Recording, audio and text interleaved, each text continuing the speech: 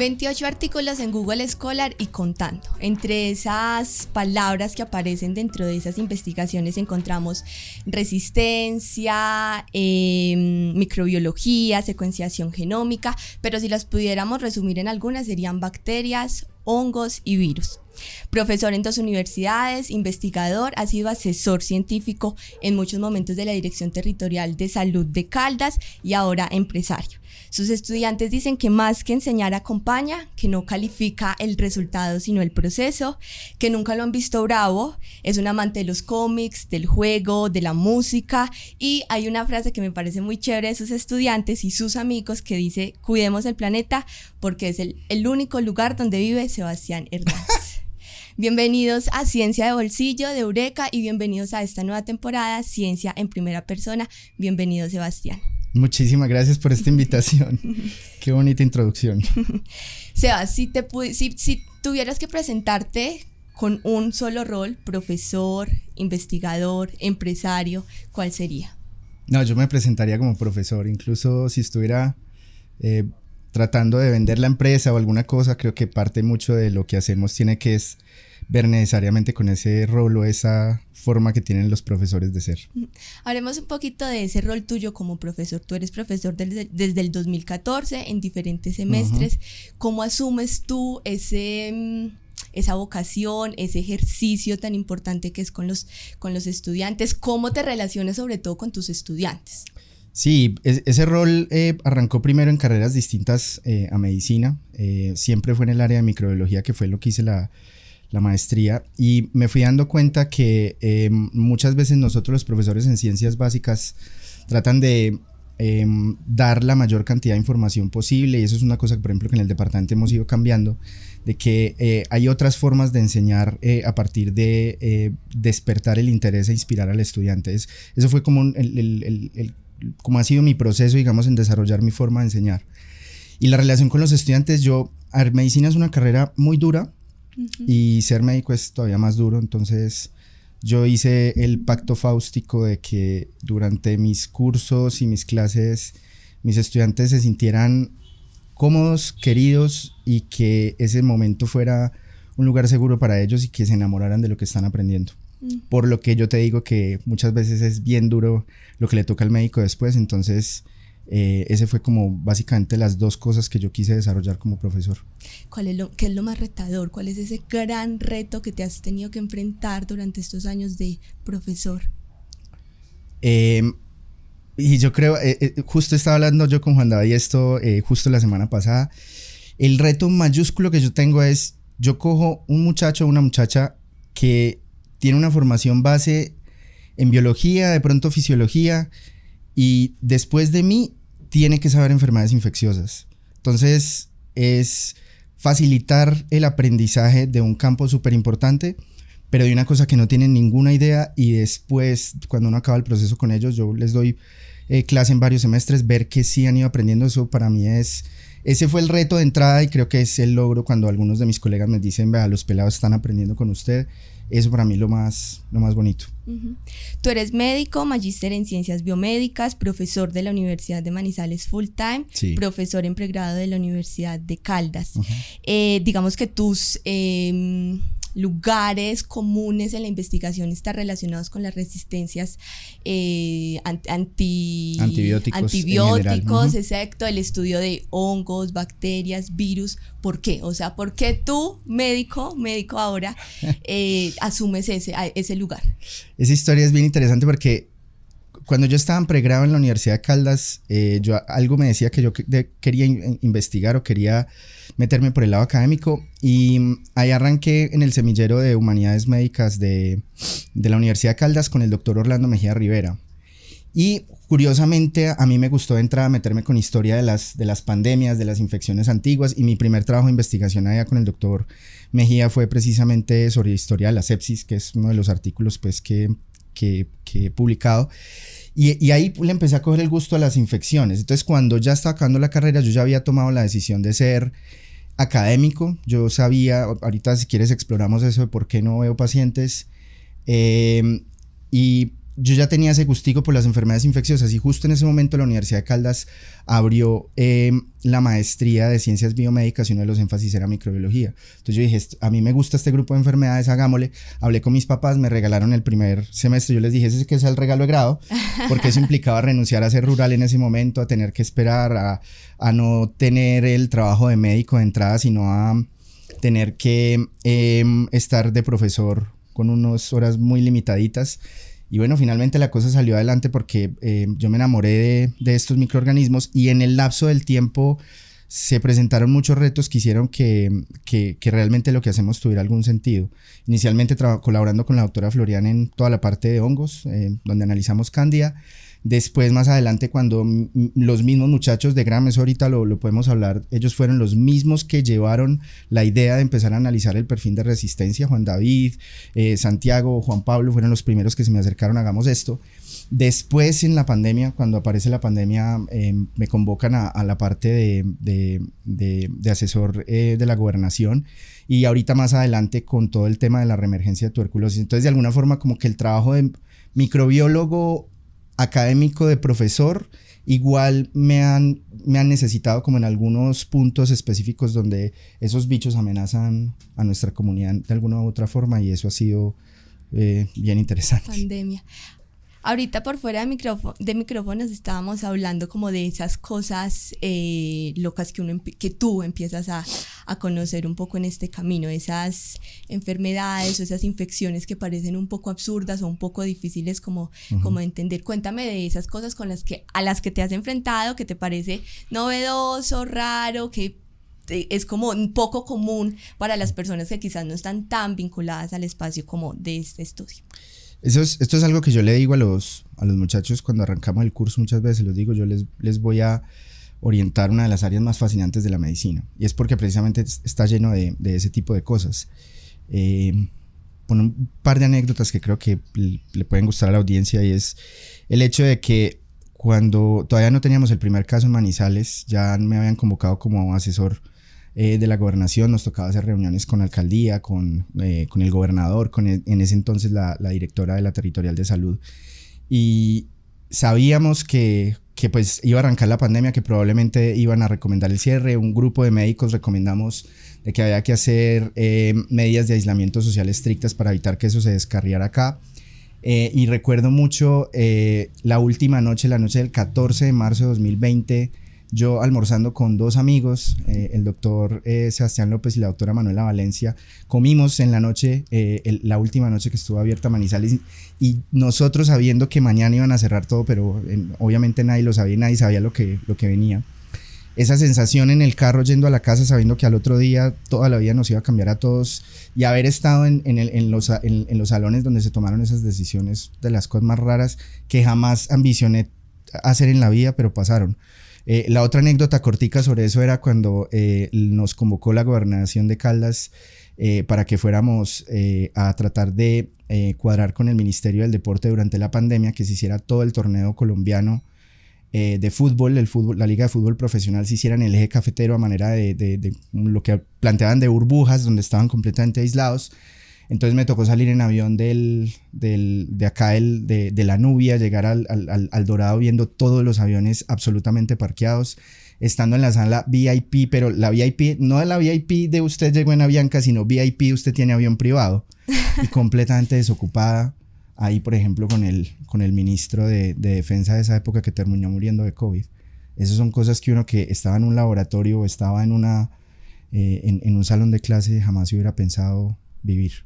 Entonces, obviamente este campo tiene esas cosas que muchas veces como son emergencias toca meterles la mano y ese tipo de cosas. Hay mil anécdotas, nos podemos quedar toda la tarde contándote cosas de eso. Esos están tremendos. Estamos justamente en el estudio de Sebastián, un estudio... Mi cueva. Tu cueva. Mi cueva. Una nota. Seguramente lo que aparece en cámara nos puede decir un poquito más de lo que es ese Sebastián, investigador y persona. Cuéntame un poquito de qué encontramos en este espacio y por qué es tan tuyo, por qué dice tantas cosas de ti. Bueno, pues acá en este espacio está como que básicamente la mayoría de lo con lo que yo alimento la cabeza. Yo soy muy curioso, leo mucha cosa, entonces Tengo mi biblioteca que hay muchas cosas de literatura. De hecho, aquí con el equipo de ustedes estamos como, este libro es muy bacano. Hay muchas cosas de literatura, de ciencia ficción, de literatura fantástica. Tengo muchas cosas que consideramos clásicos. Cómics, algunas cosas especialmente de manga. Tengo el de Kentaro Miura de Berserk, y lo voy haciendo porque es difícil. Y acá tengo todos mis libros de todo lo que es historia y divulgación científica. Estos libros a mí me marcaron mucho porque fue lo que yo conocí con el doctor Orlando Mejía y con Julián David Borges, que ahorita está en México. Fue el que me hizo cogerle gusto a esto, porque una de las cosas que yo descubrí es que si usted va a dar una clase de un tema que además es bien denso y bien maluco, cuando usted a la gente le entra por el lado de la historia y el arte alrededor de eso, usted ya captó la atención y le van a poner más cuidado y van a aprender y bueno. Entonces eso ha sido parte de lo mío. También los libros de medicina, especialmente los de enfermedades infecciosas. Y este computadorcito que es de mis amores, porque este computadorcito con lo primero que empezamos a hacer de la pandemia fue que yo lo mejoré hasta el punto donde lo tengo. Es un servidor bastante interesante y nos ha servido para hacer muchas de las cosas que hacemos en Gram, de producción, de análisis genómicos, que después vamos a hablar del artículo de tuberculosis. Y aquí es donde yo también juego, hago las clases virtuales por lo que tengo 2 pantallas, entonces este es mi sitio de trabajo. Usted me podría quitar lo otro de la casa, pero si me deja estas cositas, mi cuevita. Tienes que quedar acá. Y allá tengo el corchito de los recuerdos, si de pronto ahorita le toman una fotico. Oye, y eso es todo. ¿Cómo investiga Sebastián? Es decir, es un ejercicio muy juicioso, de horas largas, de sentarse, es diurno, nocturno. Cuando te sientas en una investigación te clavas un montón de horas, haces pausas. Por ejemplo, tus amigos, estuvimos hablando también con personas cercanas a ti, con tus amigos, que también era un ejercicio de, bueno, vamos a salir a tomarnos una cerveza, comer, hablamos, mientras comemos pizza, hablamos de las bacterias, los hongos. ¿Cómo funciona? Pues realmente a mí no me va mucho trabajando solo. Es lo que yo te decía ahorita, que lo que más me gusta es lo que yo puedo hacer en comunidad con gente, con mis amigos, con la gente que colaboro. Entonces digamos que yo tengo unos roles muy bien definidos en los equipos de investigación, y es que yo redacto bien, entonces muchas veces puedo dar unas sugerencias para que algo que se vea como un poquito duro se vea como mejor en ese sentido.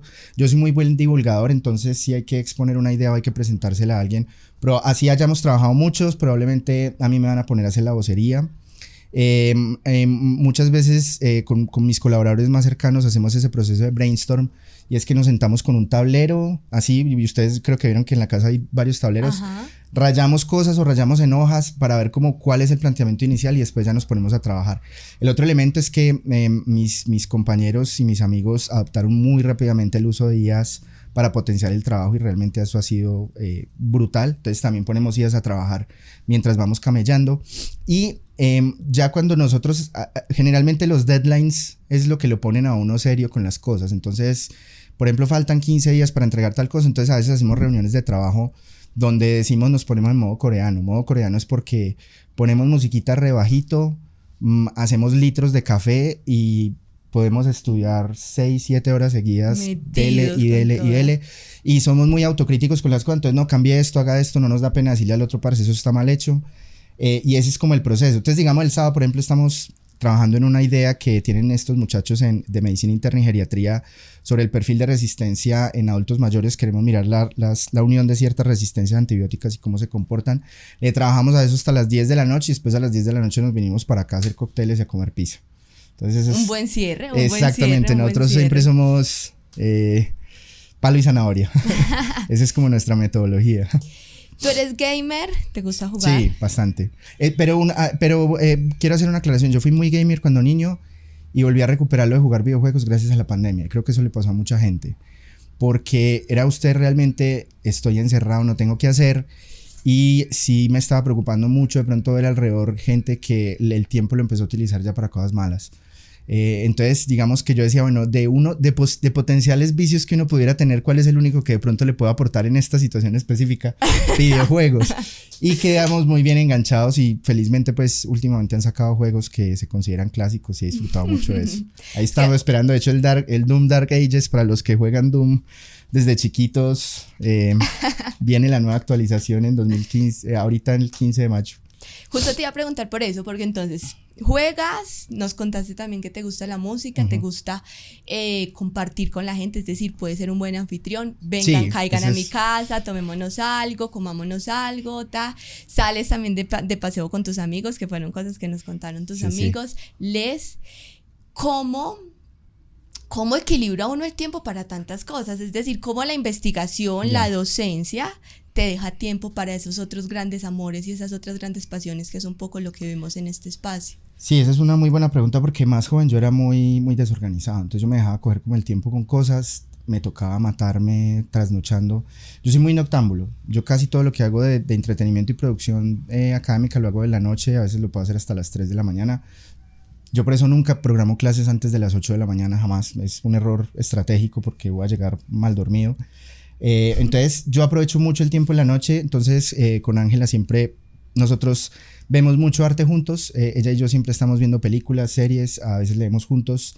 Entonces yo siempre tengo mi espacio con ella entre las 8, 10 de la noche. Es que nos sentamos, por ejemplo, a comer viendo una buena película. Y ya después de eso es que yo ya empiezo a trabajar en lo mío. Entonces yo distribuyo cositas como lo urgente, lo que hay que hacer para allá, y después siempre me voy a quedar relajado haciendo algo. O me quedo viendo una película hasta las 2, 3 de la mañana, o me veo un capítulo de una serie, o juego un videojuego que tengo pendiente. Y eso es como la forma en como me relajo. Tetris con el tiempo un poco. Yo juego mucho Tetris con el tiempo, pero también al mismo tiempo, por ejemplo, yo no tengo como responsabilidades grandes, mi pareja y yo, Ángela y yo, decidimos no tener hijos, entonces obviamente eso nos deja mucho tiempo para cosas que otras personas de pronto no podrían tener el tiempo. Además también, y es bueno decirlo y hacerle propaganda, la vida del académico es muy bacana. Nosotros como académicos tenemos ciertas libertades y somos dueños de nuestro tiempo de forma que no son los médicos. Entonces eso da mucha calidad de vida. O sea, de hecho tú decías ahorita, como mis estudiantes no me conocen bravo, pues que yo más o menos cuadré las cosas para tener la menor cantidad de estrés posible. O sea, yo nunca salí de la universidad, yo soy un estudiante con salario que le gusta enseñar lo que lee, fin. Eso está muy chévere. Bueno, vamos a hablar un poquito de algunas investigaciones. Hicimos un recorrido por 6 investigaciones que han sido importantes en tu vida y que seguramente empiezan como a marcar unos lugares que también llevan a unos caminos en donde hoy estás como recorriendo, ¿cierto? No vamos a empezar desde los primeros, quisiera que empezáramos a hablar desde 2 particulares investigaciones que son precisamente sobre COVID. Ahorita hablábamos y mencionabas algunas experiencias sobre la pandemia, y creo que también todos esos roles de los profesionales de la salud estuvieron muy vinculados a dar respuestas o a buscar como esos caminos en donde pudiéramos encontrar esas soluciones que nos generaba, o bueno, esas problemáticas tan complejas como con la pandemia. Hay uno que a mí me marcó mucho cuando lo leí, como que me voló un poco la cabeza, y es coronavirus. Finalmente, como lo conocimos y como lo entendimos, es un virus que afecta principalmente los pulmones, es una infección un poco más respiratoria, pero entonces ustedes encuentran que también entra al cerebro. ¿Qué pasa ahí? ¿Cómo es esto? Sí, ese es un artículo que le tengo mucho cariño porque, pues, como muchos de los artículos recientes, se hizo en colaboración con gente que quiero mucho, y además fue un tema pivotal en lo que hicimos durante la pandemia. Fue como la primera publicación importante que tuvimos, porque una médica de un hospital le dio COVID normal en los pulmones, un COVID moderado, pero inmediatamente empezó a presentar afectación del sistema nervioso central, convulsiones, realmente estaba mal. La neuróloga de ella, la doctora Daniela Duque, quien es amiga mía desde pregrado y nos queremos mucho, ella me escribió, ya sabía que yo era el asesor. Sebas, ¿qué hacemos? ¿Cómo podemos de pronto gestionar la parte de diagnóstico? Entonces normalmente las muestras se hacen respiratorias para lo de COVID. Logramos el permiso para analizar el líquido cefalorraquídeo, que es el líquido alrededor del cerebro, y encontramos evidencia de que el virus estaba allí. Fue el primer caso reportado hasta donde pudimos encontrar en la literatura en Latinoamérica de neuroinfección por COVID. Pues esta paciente, quien fue estudiante mía, de las primeras estudiantes, entonces para mí yo me acuerdo cuando estábamos gestionando eso, yo era llorando mientras era como, no, ¿qué podemos hacer? Y ella finalmente fue una enfermedad severa. Ella cuando se recuperó todavía tenía algunos déficits de lenguaje y toda la cosa, pero ella salió adelante, se rehabilitó y en este momento está terminando anestesiología en Medellín. Y hace poco nos vimos y el reencuentro fue muy bonito. A mí me gusta mucho cuando una investigación siempre trae como ese otro componente de por qué salió esa investigación y trae una historia humana de fondo. Esos son los artículos de los que más me enorgullezco, más allá de las citas o de lo que sea. Ahí me voy entonces, voy a dejar la segunda investigación un poquito al lado, porque tocas una cosa que también me pareció como común en todas estas conversaciones que tuvimos con personas cercanas a ti, un poco para este ejercicio de preparar esta conversación, de que entendiéramos esa génesis, esa información que quizás ese Sebastián investigador no dice mucho de sus artículos, sí, claro, pero que hace parte mucho de tu persona, y es que tú generas amistades, tú construyes amistades con las personas. Entonces tus estudiantes fueron estudiantes, pero también empezaron a ser amigos, se volvieron grandes amigos de la vida y después empiezan también a compartir otros escenarios mucho más desde el trabajo, desde lo laboral.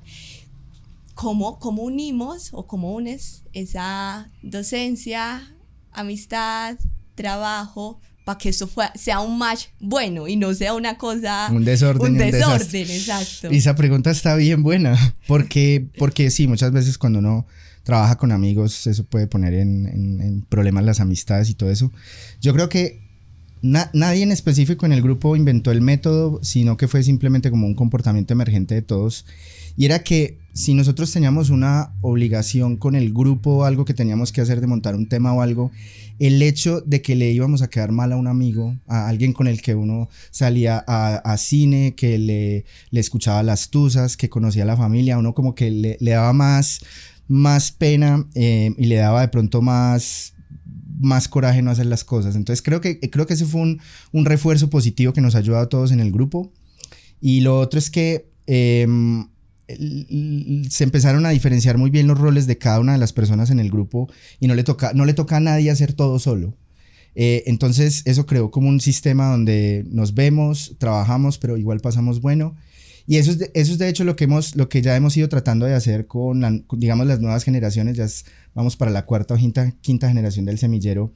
Tenemos unos muchachos en medicina en este momento regados en varios semestres que son súper potentes, súper queridos, muy inteligentes, y entonces estamos haciendo como ese mismo esfuerzo. Por ejemplo, vamos a jugar bolos con ellos, los invitamos a comer una pizza, digamos la otra semana tenemos un evento social donde creo que los vamos a poder reunir por primera vez a todos. Entonces creo que si el método funcionó en estas primeras generaciones, creo que por ahí es la cosa, y creo que cuando uno trabaja con amigos trabaja más, mientras sean las personas correctas, ¿no? Eso es lo que de pronto sí tiene algo de serendípico y de suerte que tuvimos. Que creo que eso es el corazoncito muéstranos este vasito, estos dos vasitos. Dicen GRAM, ¿qué es GRAM? ¿Qué significa para tu vida GRAM? Sí, no, pues es una cosa que empezó en automático por los chicos que arrancaron primero conmigo, Juan David, Santiago, Julián, fueron los primeros que estaban allí en la Universidad de Caldas, como mis primeros estudiantes. A ellos les gustó mucho mis cursos y empezaron como, venga, ¿por qué no montamos algo? Con esta primera generación empezamos a hacer revisiones de tema. Nos reuníamos los viernes, revisábamos un tema, era solamente yo como profesor, ellos como estudiantes, y ni siquiera pues estaban a final de carrera. Y después de la revisión nos íbamos a tomar cerveza y a comer pizzas, por eso eran los viernes. Entonces, uno de estos estudiantes, un grupo, ahí estaban Juan David Salazar, Juan Pablo Ibáñez, Santiago Loaiza. Ellos vieron que los datos de resistencia antibiótica de todos los hospitales eran muy fáciles de recuperar, porque sin importar la plataforma de laboratorio que haga los análisis de datos, eso se saca en un formato unificado de la OMS que se llama HUNET. Entonces, cuando estos muchachos descubrieron que los datos eran muy fáciles de sacar, me buscaron como, Sebas, Chino, estamos haciendo por ahora solo revisiones, ¿por qué no creamos un perfil de resistencia de la ciudad? Y ahí fue que arrancó inicialmente GRAM, Grupo de Resistencia Antibiótica de Manizales. Eso fue realmente empuje de ellos. Entonces, claro, nosotros empezamos a tener ya algunos acercamientos con las entidades, especialmente con la Dirección Territorial de Salud, con los hospitales, pudimos tener acceso a algunos datos y ahí empezamos a sacar los perfiles. Eso entonces, el semillero de investigación continuó, pero ya la parte empresarial se nos empezó a plantear desde 2019 en adelante de qué era lo que podíamos hacer además como empresa. Es decir, ahora Gram es empresa. Correcto. Y ofrece servicios de... Sí, de consultoría en enfermedades infecciosas, prueba es toda la parte de uso racional de antibióticos, perfiles de resistencia y asesoramiento en enfermedades infecciosas en general. Entonces, en este momento, por ejemplo, nosotros estamos asesorando la S de Roldanillo, el hospital de Roldanillo, llevamos trabajando con él ya 2 años, nos renovaron contrato, entonces nosotros analizamos toda la guía de antibióticos que ellos hacen, analizamos todo lo del PROA, lo de resistencia antibiótica, les dijimos que tenían que mejorar del laboratorio y lo hicieron, y les damos capacitaciones más o menos una cada 15 días de temas importantes, y además tenemos un grupo de WhatsApp donde estamos pendientes de todos los casos clínicos difíciles que ellos tengan. Entonces, como te explicaba yo ahorita, inicialmente era yo como médico microbiólogo, pero en este momento ya tenemos un epidemiólogo en la Universidad Javeriana, tenemos residentes de segundo año de geriatría y medicina interna, yo estoy como microbiólogo, entonces ya hemos cogido como un poquito más de experiencia y de, digámoslo, de aprendizaje académico que nos ha valido y nos ha ido muy bien con los clientes que hemos tenido. La resistencia antibiótica, es Aria, ¿cierto? Aria. ¿Por qué Aria? Por Juego de Tronos. Todos los animalitos de acá son por nombres de personajes de cómics, mangas. 3 gatos y un perro. 3 gatos y un perro. Está Aria, Oslo, el señor Spock, como en Star Trek, y Deckard, que es por el personaje de Blade Runner que hace Harrison Ford. Qué bellos. Oye, la resistencia antibiótica también depende un poco, o se le puede perfilar desde la región en la que se investiga. Total. Sí, ese es uno de los hallazgos más importantes del proceso que hemos hecho, y es que tú no puedes coger los datos de resistencia antibiótica ni de Bogotá ni de Medellín, no te sirven para absolutamente nada en Manizales. Es decir, es una investigación contextualizada. Sí, total.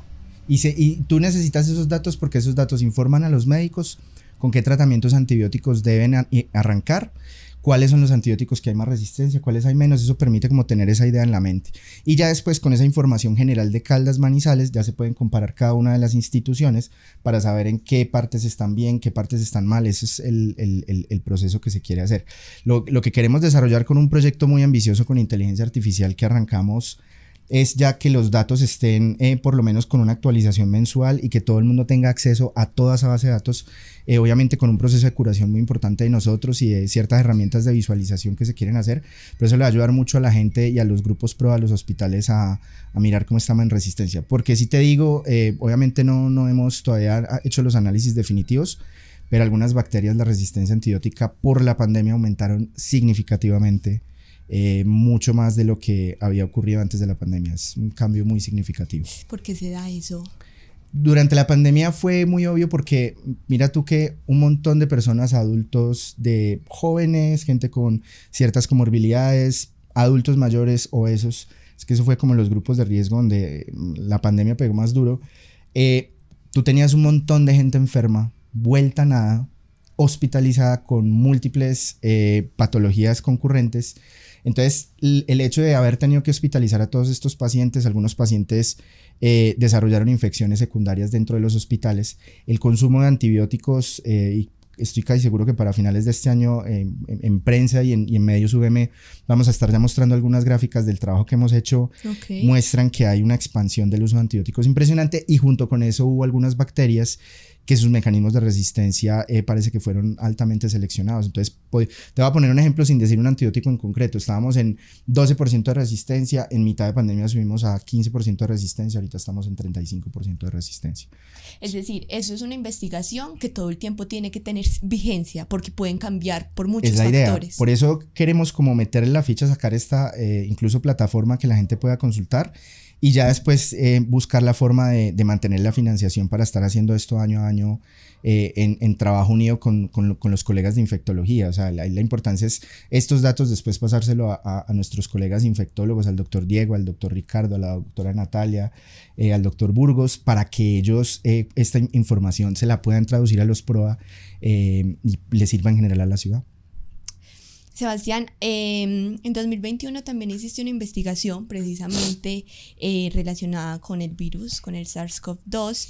En 2021 estábamos un poco en esos picos, iban, venían de la pandemia, alrededor de 5 picos durante ese periodo de tiempo, y es una investigación en donde ustedes reconocen o identifican que un paciente se puede contagiar rápidamente en un corto tiempo, en un corto periodo de tiempo, porque pueden haber dos tipos diferentes, de ese exactamente. Explícanos un poco eso. Y lo interesante de ese caso es que tiene que ver con la investigación actual. Este paciente se reinfecta 2 veces de las primeras variantes de COVID, las que decían que la variante, ¿cómo era? La variante inglesa, esas primeras variantes de COVID generalmente no reinfectaban. Si usted le había dado y lo vacunaban, no le volvía a reinfectar.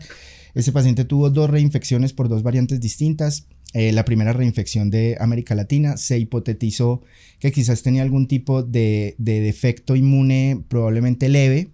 Esto se trabajó con la doctora Natalia García, que se pudo secuenciar el exoma de este paciente y se descubrió que tenía 2 defectos monogénicos importantes en la parte que detecta los virus. Entonces, el paciente no tiene riesgo de morirse por virus, pero le entran los virus más fácil. Y este paciente hizo en 2024 un cuadro de neumonía por 3 gérmenes distintos, incluyendo COVID, más otras 2 bacterias. Y está vacunado.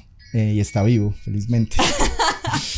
Entonces ese reporte de caso lo estamos montando porque tenemos la secuenciación del exoma, la caracterización de los genes, más las 5 veces que le ha dado COVID a pesar de la vacuna en los últimos 3 años.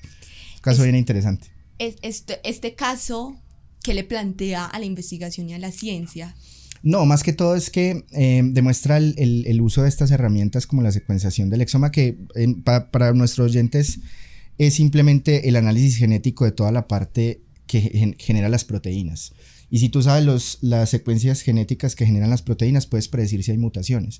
Entonces tú estás viendo mutaciones de toda la parte inmunológica, de la fisiología, de la bioquímica. Entonces muchas veces en algunos pacientes donde las pruebas de rutina que se hacen, el conteo de células, si tiene o no anticuerpos, si tiene o no VIH, a veces de pronto se pueden quedar cortos para caracterizar cierto tipo de inmunodeficiencias. Entonces ese es uno de los valores del artículo. Y lo otro muy valioso que quedó es que Colombia se montó ya en el proceso de estar haciendo vigilancia genómica de forma continua a estas amenazas emergentes que tenemos. Entonces se secuencia el dengue, se secuencia el virus de la influenza para buscar gripe aviar, se sigue secuenciando COVID para mirar cuáles son las variantes que hay. Eso ya quedó en el país y creo que es una de las buenas cosas que dejó la pandemia, indudablemente. ¿Tuberculosis se secuencia? Sí, claro. Que creo que es el trabajo más importante en términos de publicación. El trabajo que se hizo con nuestros colegas de la Universidad Católica de Manizales, quienes ellos arrancaron esta idea. Nosotros lo que hicimos fue montarnos en el bus con ellos, que ellos amablemente nos recibieron y gracias precisamente al servidor de acá de Gram, pudimos montar unos análisis que normalmente tendríamos que hacer en unos computadores en otros lados. Aquí pudimos montar estos análisis microbiológicos. El tema con tuberculosis, ¿cuál es? Tuberculosis es una bacteria que se comporta como un hongo. Entonces los pacientes que tienen tuberculosis, la enfermedad es como más lenta. O sea, una neumonía es en 2 días estás enfermo. En cambio la tuberculosis es insidiosa, va paso a paso. Y lo mismo ocurre en el laboratorio. Cuando tú aíslas Mycobacterium tuberculosis de un paciente y la pones a crecer en cultivos, eso te va a crecer entre 2 a 8 semanas. Entonces, si tú vas a hacer los análisis de a qué antibióticos es resistente Mycobacterium tuberculosis, te puedes demorar hasta 6 a 8 semanas en obtener un resultado basado en los cultivos, como lo hacemos normalmente con las bacterias, que es lo otro que analiza Gram. En este caso, una de las ventajas es montar secuenciación genómica. Se coge la bacteria del primer cultivo que salió del paciente y en vez de subcultivar, lo que hace es que se le saca el ADN y se lee todo el ADN de la bacteria. Para predecir. Claro, ahí podemos ver todos los genes, podemos saber qué mutaciones hay con respecto a esos genes que producen las proteínas donde se pegan los antibióticos, y la capacidad de predicción es increíble. O sea, el artículo que publicamos en PLOS One ya ha sido citado ya unas 12 veces, y en la Asociación Colombiana de Infectología pudimos presentar ya los datos completos con otros sets de datos que tenemos. Lo logramos presentar en finales de 2022. Y ya estamos en la realización del manual de cómo se deben interpretar los datos genómicos, que es un proyecto que tenemos con la Vicerrectoría de Investigaciones, que es uno de los que tengo pendientes por acabar. Ahí vamos a terminar eso y creo que vamos a entregar un producto muy interesante de cómo un médico general, si ve un perfil de genética de tuberculosis, qué es lo que le debe poner cuidado a eso. Creo que logramos destilar eso bien hecho. Sebastián, si un niño nos estuviera escuchando, ¿cómo le explicamos la importancia de la resistencia o de estudiar la resistencia antibiótica para la vida? Sí, esa es una muy buena pregunta y me voy a referir a una frase que dice el maestro del doctor Diego Sánchez, el doctor Omar Vesga, y es: los antibióticos es el único medicamento diferente a todo lo otro que se hace en medicina, donde su uso actual determina su uso futuro. Tú por usar mal gasas en este momento, las gasas van a seguir existiendo en el futuro y se van a seguir usando iguales. Lo mismo en los medicamentos para el corazón, como tú los uses ahora, se van a seguir usando en un futuro. Pero si tú usas de forma inadecuada los antibióticos hoy, vas a terminar pagando eso caro a futuro.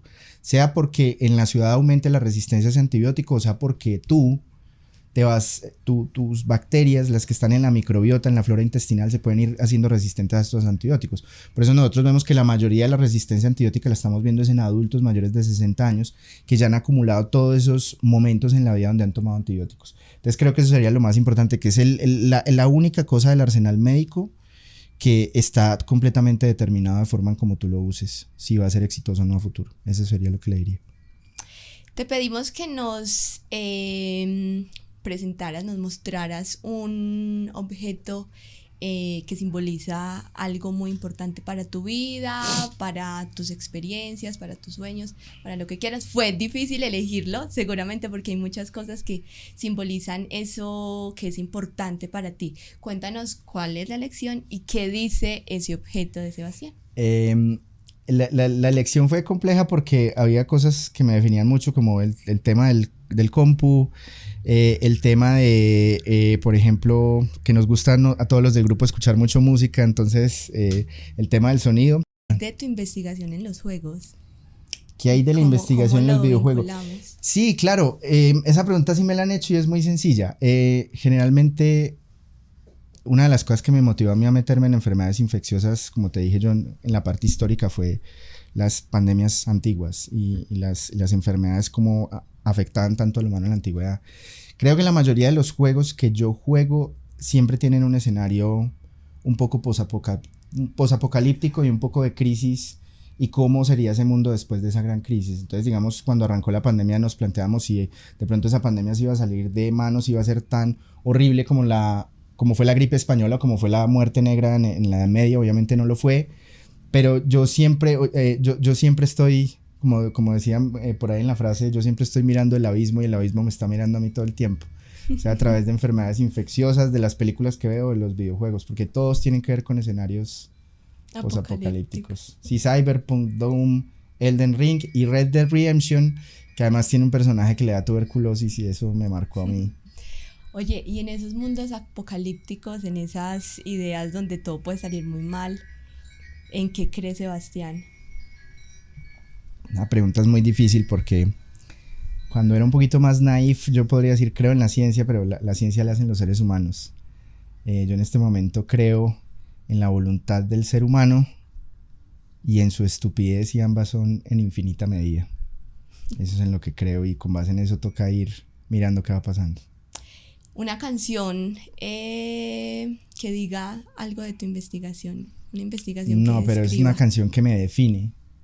The Seeker, de la banda de Who, HWO, The Seeker. Si usted quiere saber quién es Sebastián Hernández, escuche The Seeker, que igual también la puede escuchar en Silmaril la próxima semana, que tengo el Selector's Cut asignado. Voy a invitar a todos mis estudiantes a que escuchemos rock clásico y cositas allá,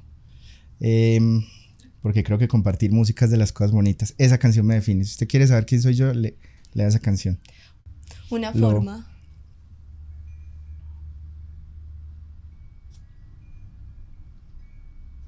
La noche. El color de la noche. Formas no, el color de la noche. Todo lo bueno lo hacemos en la noche. La tribu, pues. Qué bello es. Oye, para finalizar, una pregunta que no hayas podido responder quizás en tu vida o en las investigaciones que desarrollas. Una personal y una académica. La académica es cómo hago que lo que descubrimos y lo que sale en ciencia, cómo lo aplico para el día a día. La palabra clave es la implementación. Si tú miras mi desarrollo como investigador, yo arranqué mucho por el tema del laboratorio y todo eso. Y creo que lo que me sacó de ahí un poco era que los datos muchas veces que generábamos o los resultados que generábamos, yo con esto no estoy mejorándole la vida a ningún paciente.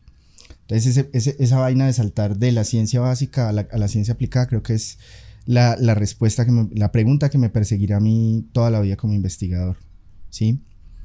Y por el lado humano, por el lado personal es ¿cómo hacemos para no perder amigos? ¿Cómo hacemos para que esas personas que uno amó tanto se queden al lado de uno? Esas son las dos cosas que creo que me persiguen. Una conversación de amistad, una conversación de bacterias, una conversación de investigación, una conversación de pasiones, diversas pasiones. Sebastián, gracias por acompañarnos en este espacio, gracias por abrirnos las puertas de tu casa para conversar, para conocerte más, para conocer un poco de esa persona que está detrás del investigador. En Eureka eres siempre bienvenido. Gracias a todas las personas que nos acompañan y bienvenidos, y recuerden un nuevo capítulo de Ciencia en Primera Persona el siguiente mes, así que acompáñenos.